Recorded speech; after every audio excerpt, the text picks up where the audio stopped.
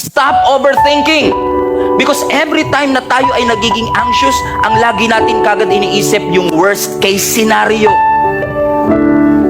You are creating a problem that doesn't really exist.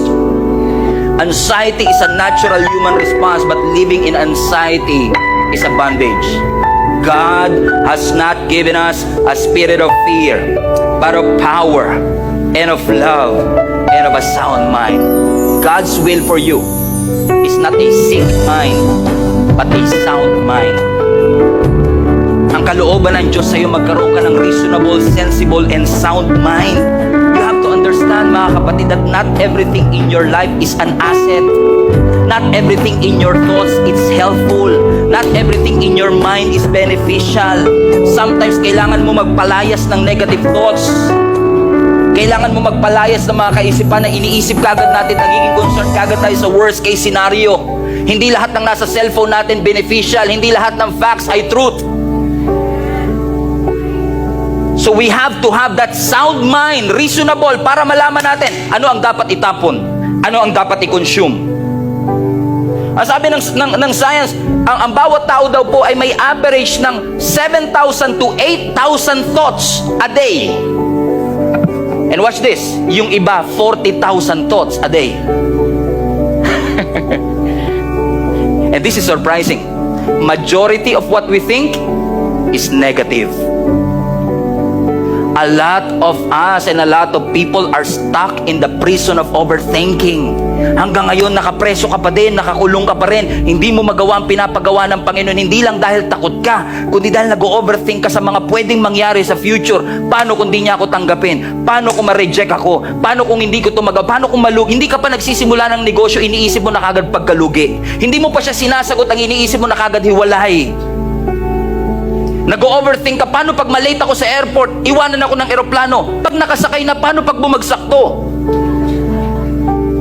And tinatawanan natin minsan yung ating illogical thoughts minsan, pero ang totoo, there are real people that I've encountered na meron talagang chronic anxiety.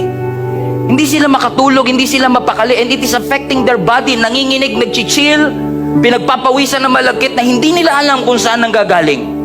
A positive life is impossible with a negative mindset. Kapag negatibo ang ating kaisipan, yung positibong buhay, imposible po talaga. Sino po sa inyo makakapag-testify, kasama na yung mga nasa chat, na yung bagay na inisip mo, napuyat ka, kakaisip, pero kinabukasan hindi yun ang nangyari? Because I have to check out ang lahat ng mga outputs, ang lahat ng mga kakahinatnan nito. At kakaisip natin ang kakahinatnan, hindi ka na nakapagsimula ng negosyo, hindi ka na nakapag-aral, hindi mo na nakuha yung course na gusto mong kuhanin, hindi ka na nakapag-serve in the first place. Analysis paralysis. And sometimes, because of overthinking, we are not present, we are not engaged. You cannot read the room because of your internal monologue. May sariling drama sa iyong kaisipan na hindi naman real life. Nagdadrive ka lang sa NLEX, ang iniisip ko na kagad, naku, huwag kang tatabi sa truck na yan, mapipipi tayo dyan, babagsak yung troso na yan, matadaganan tayo. Pero ang totoo, pag inugat mo kasi nanood ka ng Final Destination dati, sabi mo sa katabi mo, kaka-cellphone mo yan. Lagay mo sa chat, kaka-cellphone mo yan. Ayaw mong dumikit, ayaw mong pumagitna, kasi nga yung amygdala mo sasabihin, delikado ka dyan.